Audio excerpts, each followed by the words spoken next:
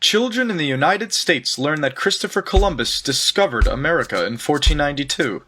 But since there were already millions of people living on the American continents when he arrived, what is Columbus's real importance in history? This video will show what really happened during his voyages between two worlds and how they helped shape the world we know today. In 1451, Columbus was born in the Republic of Genoa. There he began his sailing career, but in 1477 he was hired as a merchant mariner for King John II of Portugal. Portugal was gaining power on the seas, colonizing Atlantic islands and establishing trade with African kingdoms. By the 1480s, they found out the Indian Ocean was on the other side of Africa. This discovery gave them a fast and cheap trade route to the rich goods of Asia. During Portugal's rise in power, a group of European scholars thought the Earth was smaller than what was previously believed. This meant one could reach Asia by sailing west. Because of the newly invented printing press, Columbus read about these recent theories and was enthralled with the idea of sailing west for riches. He tried to get funding for an expedition from Portugal, but King John didn't believe in the small Earth theory. He then tried in France, England, and Spain with no luck until 1492 when the Spanish sovereigns, Ferdinand and Isabella, decided to help fund 3 ships for a voyage. They saw Columbus as a means to compete against Portugal's success. The Nina, Pinta, and Santa Maria set sail on August 3, 1492.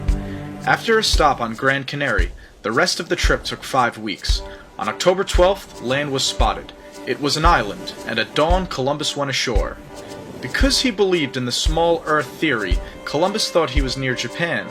He called the natives of this island Indians because India was what many Europeans called Asia at the time, but the natives were really called the Taino. Trade began between the two parties, but it was clear that the Taino did not possess the fabled riches of East Asia. However, some of them wore gold as jewelry. Columbus was hungry for gold to bring back to Spain. He wandered around searching for a large amount of gold until the Santa Maria crashed into a reef on Hispaniola. Columbus left 39 men at the site to build a colony. He promised he would return for them and sailed back to Spain. When he arrived in Europe, Columbus was famous. He had sailed into the unknown and returned to tell the tale. He brought back many things to show the Spanish king and queen, including Tainos he had kidnapped. But he did not bring enough gold, so Ferdinand and Isabella equipped Columbus with 17 ships for his second voyage, and named him governor of all the lands he discovered. Columbus was an excellent sailor. He found his way back to Hispaniola using his own keen navigation skills, and kept the coordinates of his route a secret.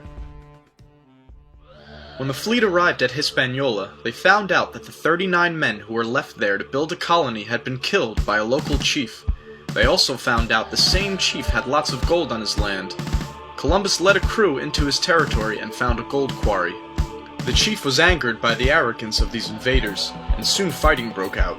To intimidate the chief, Columbus captured 3 of his captains and beheaded them in public. This enraged the Tainos and disturbed many of the Spanish. To make things worse, there was soon no gold left to mine. Columbus sent letters back to Spain on a ship and exaggerated the amount of gold that was found. To produce more profit for the king and queen, Columbus suggested starting a slave trade. Without waiting for a response, he seized over 500 natives and sent them to Spain. Most of the remaining natives fought against this injustice, so Columbus unleashed terror on them. Once defeated, they were forced to pay tributes of gold to the Spanish. It was worse than slavery. People who didn't find enough were punished brutally.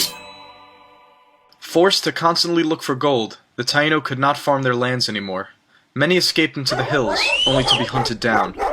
During the first few years of the tribute system, 50,000 natives died. Columbus's brutal command made him enemies in the colony as well as in Europe. In 1496, he sailed for Spain to defend his actions to Ferdinand and Isabella. He left his brother Bartolomeo in charge of the colony until he returned. The king and queen listened to his defense and allowed him to return to Hispaniola in 1498. By now, the colony was a disaster. Bartolomeo was just as bad at governing as his brother was, if not worse. A rebellion had begun among the Spanish, and soon the king and queen sent a royal investigator to assess the situation. He put the Columbus brothers on trial. They were found guilty of numerous crimes against both the Spanish and the natives. The brothers were arrested and sent back to Spain. Christopher Columbus was no longer in charge of the New World. Now old and humbled, he was allowed one last voyage across the ocean, but he was not permitted to return to Hispaniola. He explored the Caribbean for 2 years before sailing back to Spain, where he died in 1506. We have learned that Columbus was ambitious, intelligent, and courageous, but he was no hero. His exploits in the colony were disasters for the native inhabitants, and their way of life was destroyed by his actions as governor. But his efforts led Europe to dominate the world through colonization and the expansion of kingdoms into empires. If Columbus did not succeed, someone else would have. But since his journey was the first to establish a link between the Old World and the New, his name is remembered.